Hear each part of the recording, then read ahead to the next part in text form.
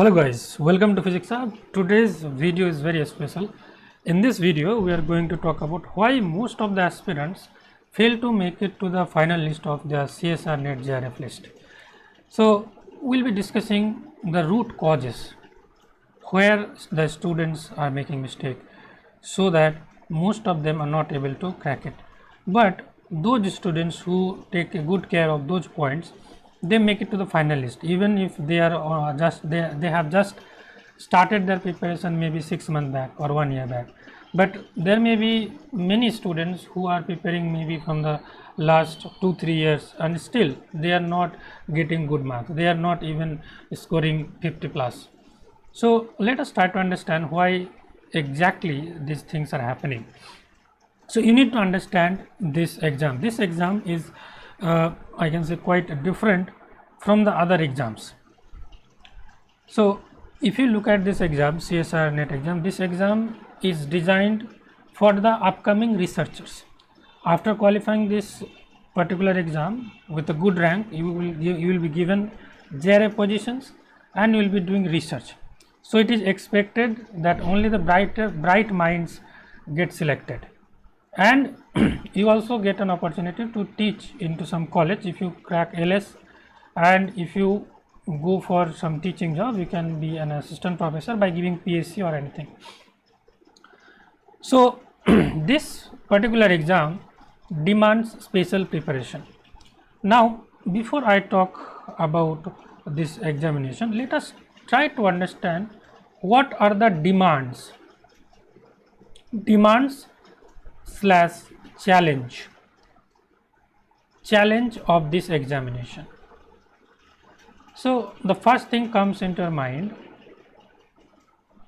what is the topmost challenge in this examination? For a student perspective, this exam is highly competitive.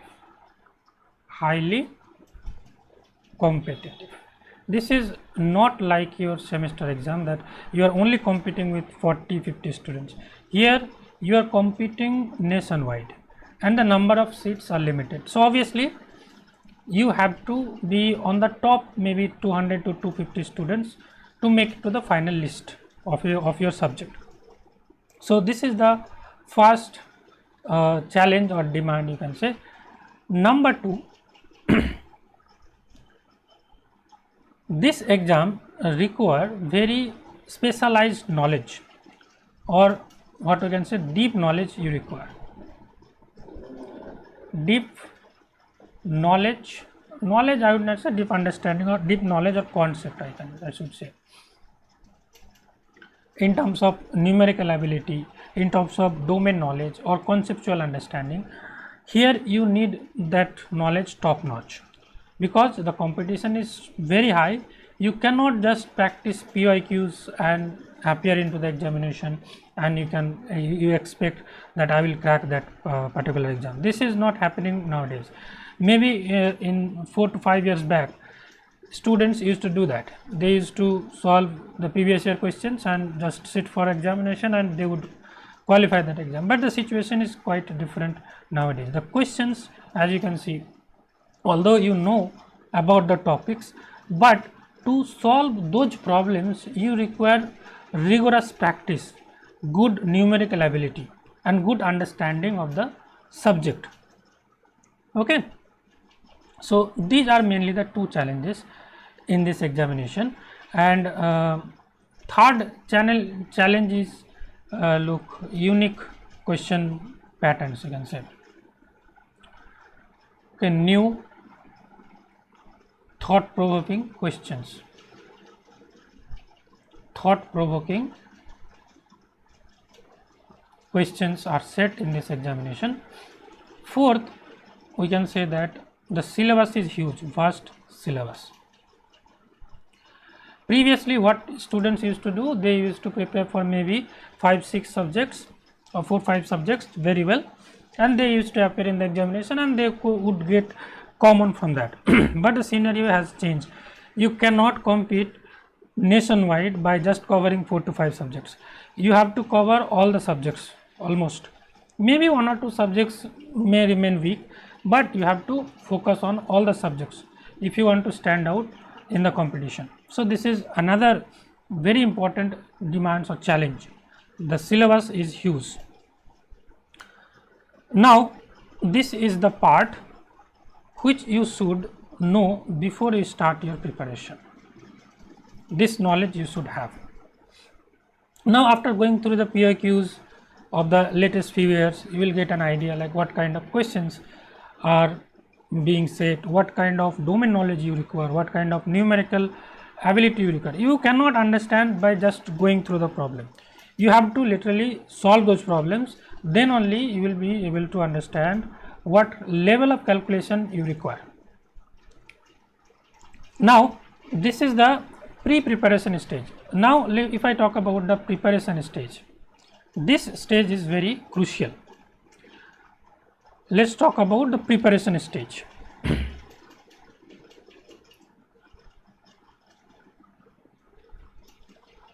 Preparation stage, if you are just MSc pass out, then you can qualify this exam in less time. But if you are doing a MSc, then you might take a little bit extra time to qualify, because once you complete your MSc, you already have the domain knowledge, sufficient domain knowledge of the advanced topic. In MSc we cover advanced topic. In fact, the syllabus, you can say that 70% of the syllabus we already study in your BSc level, and by the end of MSc first year we almost cover 70 to 80% of the CSR NET syllabus. If you are doing your MSc from a good institute like good university like Delhi University or JNU or Vishwabharati or something like that. So but still most of the students don't qualify this during their MSc days. They take preparation maybe for 6 months or 1 year or 2 years, then they qualify. So what is going wrong, that we need to understand. The first thing which will comes into mind, that whenever we are completing our MSc, we are preparing for our semester exam. So the preparation for the semester exam is not the same as that required to crack your CSR NET JRF. Here you need to develop numerical ability. Even if you have sufficient knowledge on a particular topic, if you do not practice enough questions on that topic, you will not be able to solve question on the day of your examination. It may happen that you don't have sufficient knowledge on the particular subject, you have like brief knowledge, but you have good numerical ability, then there is a chance that you will be able to solve it in the examination. So it demands your numerical ability, okay, and conceptual understanding as well.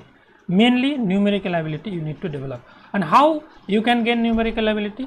By doing a lot of practice and revision. Now what people do in their preparation stage, maybe let's say you require 6 months of rigorous preparation. Rigorous means, you can understand, you have to be dedicated, motivated, continuous. These three things. If I tell you, number one thing you require is you need to be dedicated. Look, motivated, this term, anybody can be motivated. If I show you one video, let's say this video, after watching this video, you will easily get motivated. But being dedicated and being continuous is difficult. Okay, these two factors, dedicated and being continuous, these two things are the key to crack this examination.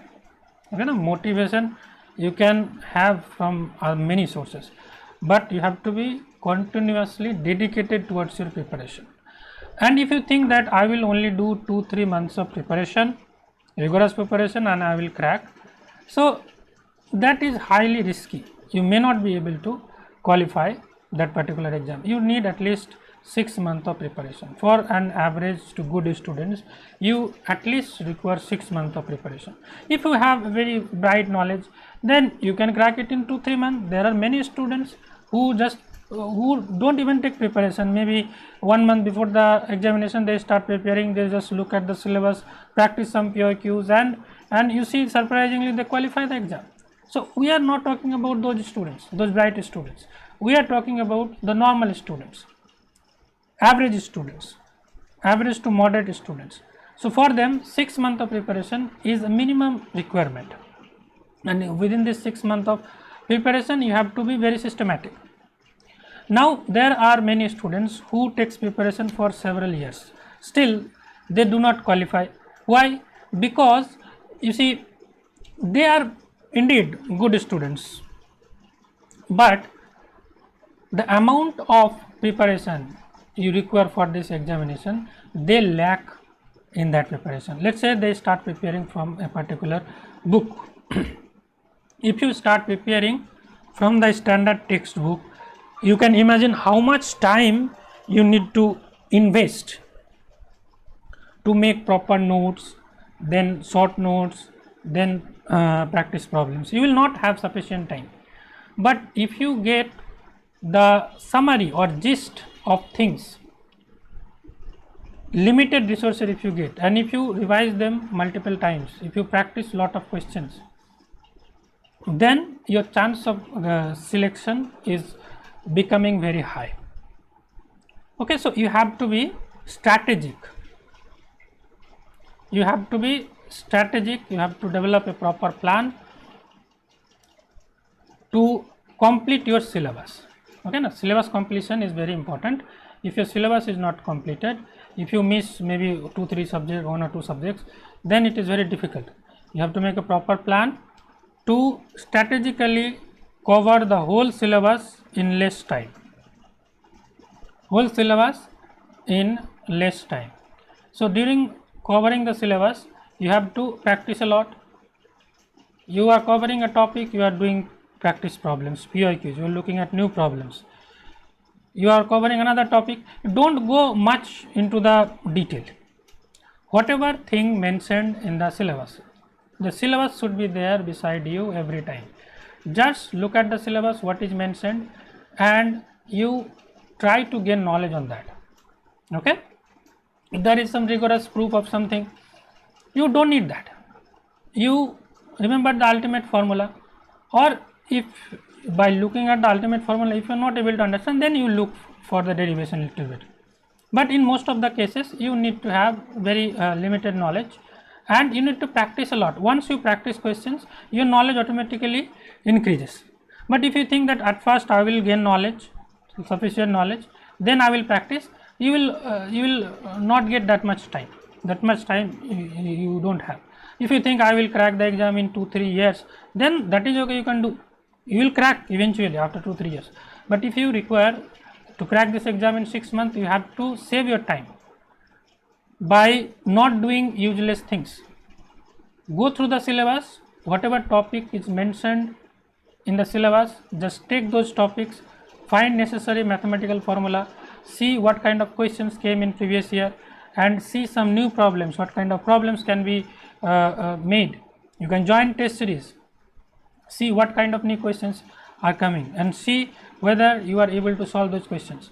Sometimes, let's say you read a topic and go through some previous year questions, you will see that you will be able to understand, but sometimes some new questions come, you may not be able to solve. But once you try a little bit, you look at the solution, then you can incorporate some additional knowledge into that topic, some kind of short trick that will be added to the topic. No book can give you 100% required things. You read a topic that may cover maybe 60% of what is the ultimate requirement. You practice POQs, that will add to this. You practice new question, that will add to this. You practice lot of question, that will add some portion to it, and at the end of the day you will get sufficient strategy or sufficient numerical ability to solve it on the final day. So prepare your strategy, what you are going to do in the next few months, how things are going to be. Now in your 6 months of preparation, maybe in 3 to 4 months, in the first 3 to 4 months, your target would be to cover the syllabus.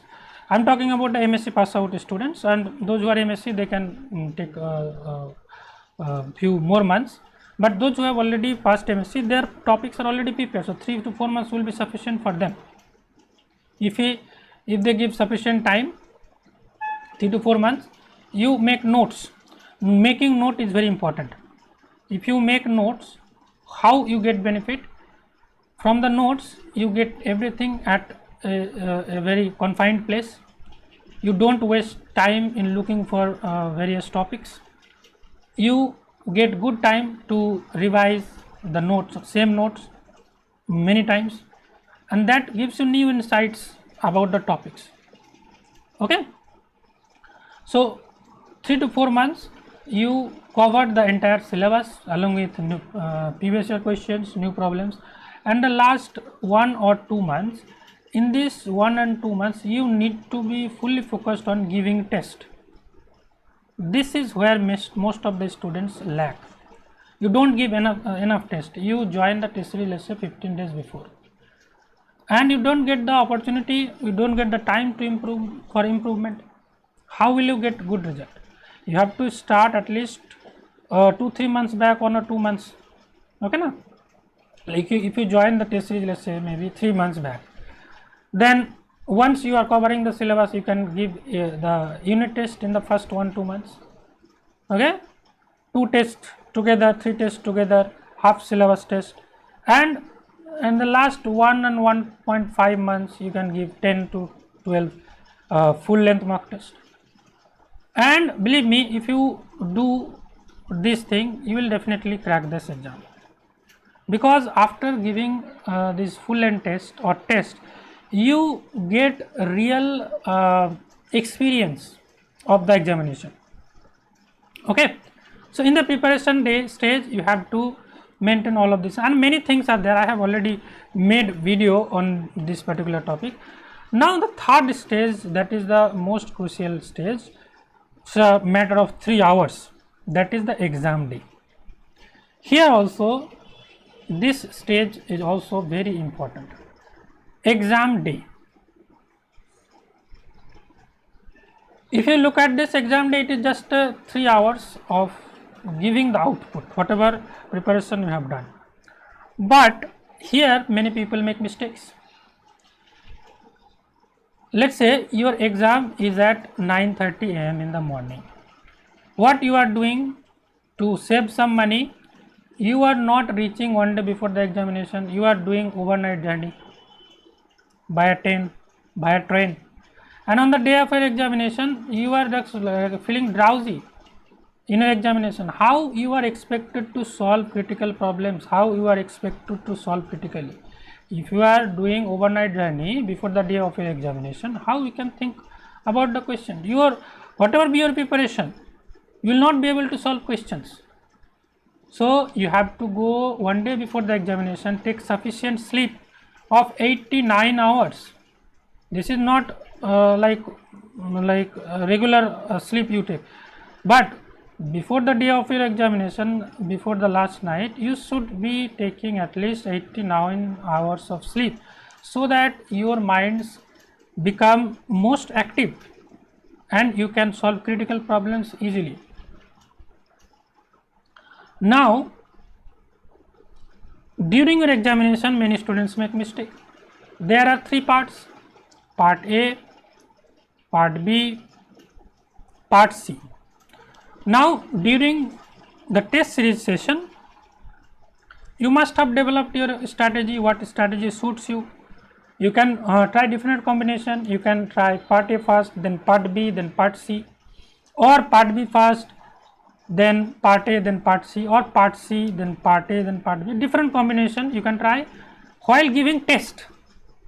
While giving the test series, you can try different combination, and you can see at which combination you are getting best result, what results is suiting you best. So if you are only giving 1 test or 2 tests, how will you understand what is suitable for you? You have to give at least 10 to 12 tests to understand which part you need to do first. Okay na? So in general, the safest way is to try with part A, because part A questions are generally easy. So if you cover that part A in the first 30 minutes, you get motivation. Being motivated is a very important factor. You cannot afford to be nervous on the day of your examination. If you become nervous, how will you think critically? Is it possible to think critically if you are very nervous? No. So you have to be confident, and that confidence will come if you give several mock tests. So you will do part A, then part B and part C. This is a very good way, because part C questions are like lottery. If you can solve maybe 10-15 questions from part C, 15 questions from part C, so you almost qualify that exam. But the problem with part C is it can give you +5 marks, but it can also take you, if you do negative, it can also take you 5 marks from that marks, and along with 1/4 of that mark. This much mark you lose if you make one mistake. So that is why this part C is very beautifully dangerous. So you have to be very careful while dealing with part C. You cannot afford to make any mistake. Many students they just do part C for, let's say, 2 hours. Let's say they attempt 10-15 questions from part C, and they don't get enough time to do part B and part A. In fact, if he could have started from part A and part B, he could have done better. So this order also affects your marks in the final examination. So you keep all of these things. I have just given you some points, but there may be other points as well, based on the preparation level of the students, the nature of the students. So you think about it regularly, like how you can ensure your selection. It is not like you will just taking preparation aimlessly, no plan, no target, nothing. You have to make regular targets. You have to be aware, or you have to think about it, how you can make or ensure your selection in the first attempt. If you think that, okay, if this attempt I cannot qualify, I will do in the next. If you keep that kind of option, then you will not be taking preparation so seriously. You have to take preparation as if it is your final MSc SEM for examination. The way you prepare your MSc final semester exam, you have to be that much serious for this exam. Then only you can crack it in first attempt or in second attempt. Okay. So I have tried to cover many aspects of your preparation. If you have any question, query, you can let me know. And before I end this video, let me guys tell you that we are currently taking this complete batch course for the upcoming CSR NET December 2024 examination. So you can enroll for this, and you can also join our test series, CSR NET 2024 December test series. The links are given in the description. And if you have any query, question, you can let me know on this number or via WhatsApp, or you can also call 7001439942. And for latest updates and all, you can join our Telegram channel with this ID PhysicsHub111. So this is all for this video, guys. If you have any other queries, you can write in the comment section. I will definitely try to help you out. Thank you very much. If you are new to this channel, please subscribe the channel, and don't forget to press the bell icon. And the course links are given in the description. If you are preparing for CSR NET December 2024, you can consider joining. The fees is very minimal, you can say. Thank you.